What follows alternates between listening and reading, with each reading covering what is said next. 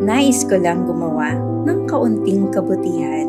Para sa kapaligiran at sa lipunan, nais ko lang gumawa ng kaunting kagandahan. Para mapangiti ang kalooban, nais ko lang gumawa ng may kalidad. Para maging inspirasyon sa iba, nais ko lang ibahagi ang aking kaalaman.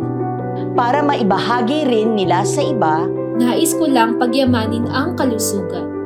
Para sa isang bayang malakas, nais ko lang ang matibay na kinabukasan. Para sa pamilya at bayan, konektado ang kahapon, ngayon at bukas. Konektado ang iyong galing sa galing ng buong bayan.